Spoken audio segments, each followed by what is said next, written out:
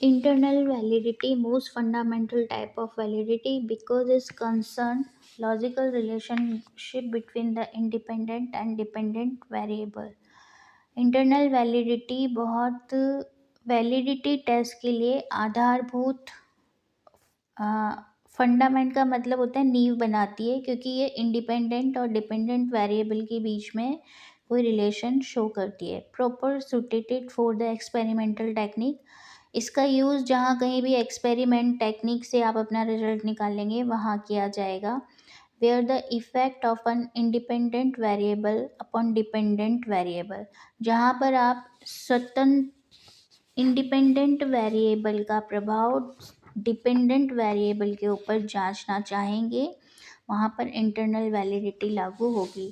Thread to be internal validity, यानी internal validity में गड़बड़ होने की कुछ आशंकाएं होती हैं। वो आशंकाएं 11 तरीके की हैं। फर्स्ट है कंफाउंडिंग। कंफाउंडिंग का मतलब होता है उलझा देना, किसी रिजल्ट को उलझा देना या उसमें गड़बड़ी होना।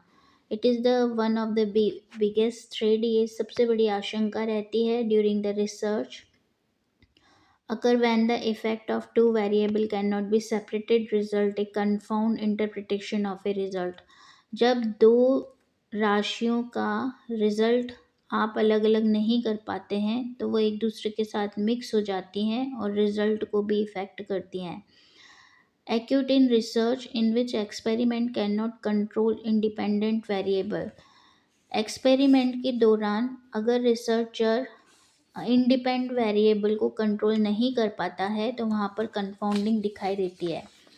When participants are selected according to the presence or absence, इसके अलावा जब कभी भी आप टेस्ट में भाग लेने वाले लोगों का सिलेक्शन या चुनाव उनकी उपस्थिति, उनकी चॉइस की उपस्थिति या अनुपस्थिति के आधार पर करते हैं, तब भी कंफाउंडिंग बनती है। सेकंड बायस इज सिलेक्शन बायस, यानी कि चुनाव के दौरान ही आप पक्षपात कर लें। एनी बायस सिलेक्टिंग ए ग्रुप, किसी भी ग्रुप का चुनाव करते वक्त आप पक्षपाती हो जाएं। Indicate the problem that occur as a result of the pre test differences between group, thus influence outcome and create problem like gender, personality, mental ability, physical ability, motivational level and willingness of participant। किसी भी test को करने से पहले ही आप जिस group को चुन रहे हैं उसमें आप पक्षपाती हो जाते हैं तो वहाँ पर ये समस्या दिखाई देती है, जैसे कि लिंग के आधार पर personality, mental capability, physical ability, motivational level and participant करना है या नहीं करना है, इसकी इच्छा के अनुसार भी आप अगर सिलेक्शन करें। Third is history, event outside the experiment, यानी कि एक्सपेरिमेंट लैब के बाहर जो भी कुछ हो रहा है उसकी वजह से जो एक्सपेरिमेंट के दौरान पार्टिसिपेंट का बिहेवियर है अगर वो भी चेंज हो जाए तो भी आपका इंटरनल वैलिडिटी में कंफाउंडिंग दिखाई देती है। जैसे मान लीजिए कि नेचुरल डिजास्टर हो जाए, बाढ़ आ जाए, वो आ ही ना पाए जिसके ऊपर आपको टेस्ट करना है, उसका रेस्पॉन्स चेंज हो जाएगा, उसका बिहेवियर चेंज हो जाएगा। Fourth is maturation, it happen when subject change during experiment, प्रयोग के दौरान ही अगर आप अपने सब्जेक्ट को चेंज कर दें तब ये दिखाई देता है। Permanent changes like physical growth and temporarily changes like fatigue and illness. अब परमानेंट चेंजेस तो जैसे आपने 3 साल पहले किसी का टेस्ट किया, फिर उसके बाद आप 5 साल बाद वापस जा रहे हैं, तो मान लीजिए पहले उसकी उम्र 3 साल थी, अब वो यंग या एडल्ट एज में आ गया है, फिजिकल ग्रोथ अच्छी हो गई है, तो ये चेंजेस दिखाई देंगे आपकी वैलिडिटी में। दूसरा टेम्परेरी चेंजेस, जैसे अगर वो थका हुआ है या बीमार है तो उसकी उसकी वजह से भी वो सब्जेक्ट अलग तरीके से रिएक्ट करेगा और ये इंडिपेंडेंट वेरिएबल की वैलिडिटी को चेंज कर देगा। फिफ्थ इज रिपीटेड टेस्टिंग, यानी बार बार एक ही टेस्ट को लगाना। Participant bias owing to repeated testing because of remember correct answer, अगर आप एक ही टेस्ट को बार बार किसी व्यक्ति के ऊपर लगाएंगे तो उस पार्टिसिपेंट को उसके आंसर याद हो जाते हैं। सिक्स इज इंस्ट्रूमेंट चेंजेस, आप जो इंस्ट्रूमेंट यूज़ कर रहे हैं, आप अपने एक्सपेरिमेंट के दौरान अगर उसे चेंज कर दें तो भी कंफाउंडिंग आती है। Seventh is regression towards the meaning. इसका मीनिंग ये है, if subject are selected on the basis of extreme score. जब आप ये चाहें कि आपके टेस्ट इंटरनल वैलिडिटी का स्कोर हाईएस्ट आए, तो आप उन्हीं लोगों का चुनाव करें जो ऐसे आंसर्स दें जो स्कोर लाने में सक्षम हो। तो ये रिग्रेशन टुवर्ड्स द मीन कहलाता है। Eighth is mortality. Participants who are drop out of study before its completion. किसी भी टेस्ट को कंप्लीट होने से पहले ही उसके पार्टिसिपेंट उस टेस्ट को छोड़ दें। Ninth is diffusion. डिफ्यूजन का मीनिंग होता है मिक्सअप हो जाना, मिल जाना। There will be a lack of differences between the experiment and control group. जब नियंत्रण ग्रुप और एक्सपेरिमेंट के बीच में कोई डिफरेंस नहीं रहता है तो डिफ्यूज़न क्रिएट होता है। Tenth is compensatory rivalry and resentful demoralization. There will be changes in behavior of the subject if the control group alter. अगर कंट्रोल ग्रुप चेंज होता है तो सब्जेक्ट का बिहेवियर भी चेंज हो जाए, या सब्जेक्ट का बिहेवियर चेंज होने से कंट्रोल ग्रुप भी चेंज हो, तो ये कंपेंसेटरी राइवलरी में काउंट होता है। 11th and last is experimental bias. When experiments without any intention behave differently to the participant of control and experimental group affect the result of experiment. यानी कि वो वैज्ञानिक या वो जांचकर्ता जो अचानक से ही अपना व्यवहार अपने पार्टिसिपेंट्स और कंट्रोल ग्रुप के और एक्सपेरिमेंट ग्रुप के लिए चेंज कर दे, तो भी एक्सपेरिमेंट के रिजल्ट चेंज हो जाते हैं। ये सभी चीज़ें आपकी इंटरनल वैलिडिटी में काउंट होती हैं। आपके इंटरनल वैलिडिटी थ्रेड को दिखा रहा है। इस पिक्चर में इंटरनल वैलिडिटी और एक्सटर्नल वैलिडिटी का डिफरेंस है। इंटरनल वैलिडिटी ए स्टडी एक्यूरेटली मेजर ए कॉज रिलेशनशिप। इंटरनल वैलिडिटी में हम कोई कारण ढूंढते हैं, but in external validity focus on the finding can be applied to a broader population. हम अपने नमूने के ऊपर फोकस करते हैं कि उसके ऊपर किसी भी चीज़ का क्या इफ़ेक्ट पड़ा है। That is the difference between the internal and external validity. Now we are going towards the external validity.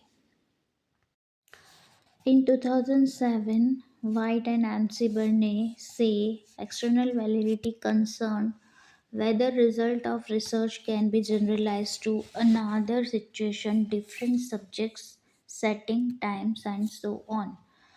2007 में एमसी बर्ने एंड वाइट ने ये कंसर्न, उनका मेन फोकस इस बात पे था कि रिसर्च करने के दौरान दूसरी परिस्थितियों में, दूसरे लोगों के साथ और दूसरी सेटिंग में, किसी और समय पर जो वैलिडिटी है वो किस तरीके से रिसर्च करने पर इफ़ेक्ट डालती है, या उसको आप कैसे नॉर्मलाइज करते हैं, सामान्य करते हैं।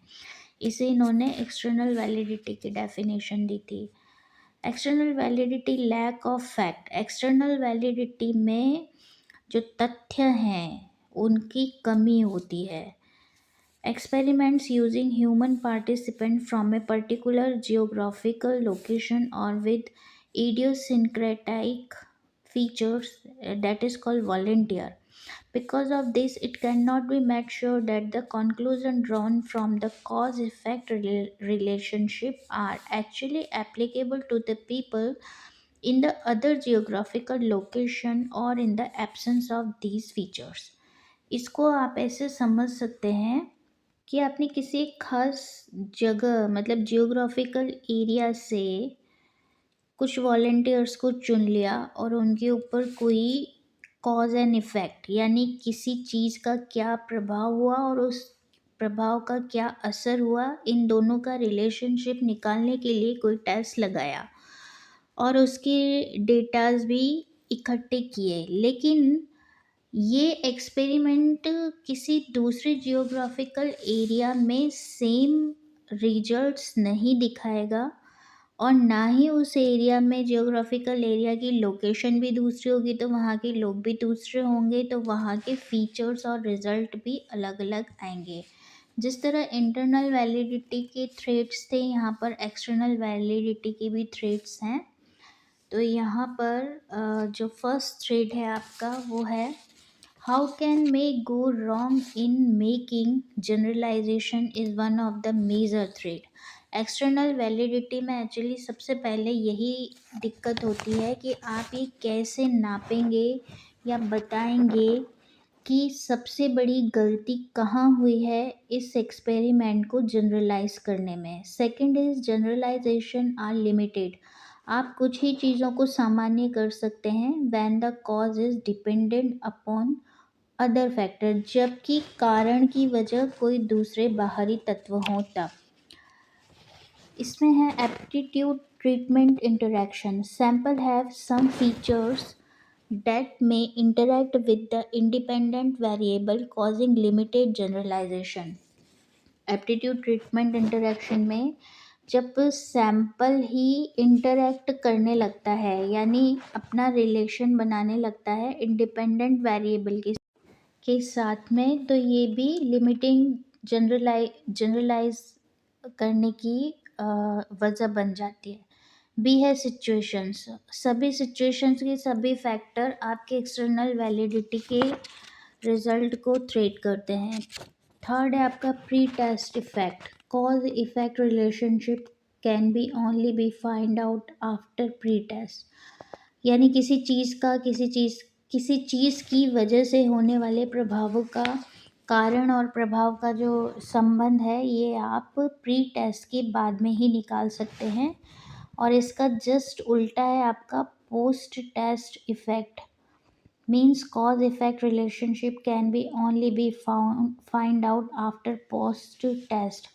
किसी टेस्ट को करने के बाद में जब आप कॉज इफेक्ट रिलेशनशिप निकालेंगे तो वो पोस्ट इफेक्ट हो जाएगा, और अगर ये रिलेशनशिप आप टेस्ट करने से पहले निकालेंगे तो प्री टेस्ट इफेक्ट हो जाएगा। Now last is Rosenthal effect. When deviations draw from the cause consequences relationship can not be generalized to other investigators and researchers. कहने का मतलब ये है कि जब आप कॉज एंड इफ़ेक्ट का कोई भी रिलेशनशिप नहीं निकाल पाते हैं, इन्वेस्टिगेटर या रिसर्चर ये वजह ढूंढ ही नहीं पाता है कि किस वजह से क्या रिजल्ट आए, तो ये आपका